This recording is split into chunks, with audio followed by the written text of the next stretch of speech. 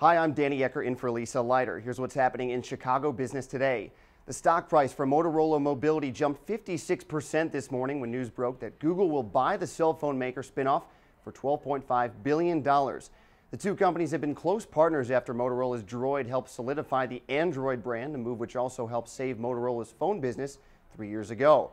And joining me now to talk more about it is Crain's senior reporter, John Pletz, who reported the deal this morning. John, you've wrote about how Motorola Mobility has struggled as of late. How big is this for both Google and Motorola, and what does it mean for Motorola's phone business? Well, it's potentially a game changer for Google because by buying Motorola, it's buying a phone company.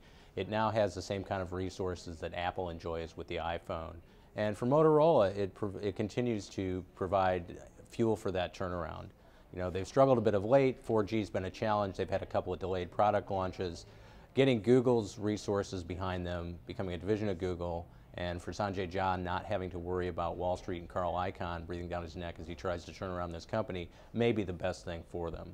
Now the other side of this, the jobs. Obviously the state had paid $100 million in incentives to have Motorola keep the headquarters in Libertyville, and the thousands of jobs here in Chicago, obviously. Are the signs pointing to that remaining stable?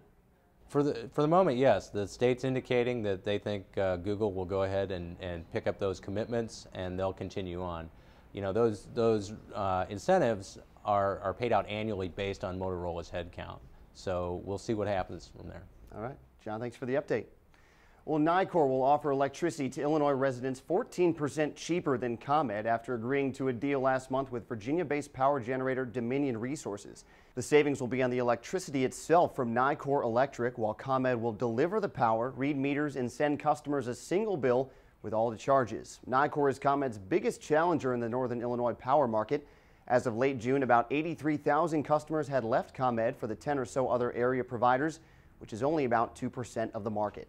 And from this week's print edition of Crain's, this month's roller coaster stock market ride has been tough sledding for many corporations, but not for CBOE Holdings, where the stock price is up almost 2.5% since July 29th. That's a huge contrast with futures rival CME Group, which has fallen almost 12% in that time. The Chicago Board Options Exchange has logged 2 record trading days so far in August, driven mostly by a boon in its volatility index, or VIX, also known in the markets as the fear gauge.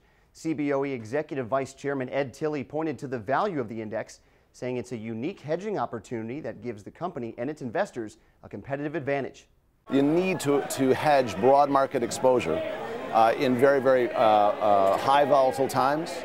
It's consistent, and we see that in this move as well. Analysts have also told Crain's that the hot market for VIX trading is likely to continue as investors and financial institutions both grapple with economic stresses. And those are a few of the headlines we're following in Chicago business today. For more, stick with chicagobusiness.com.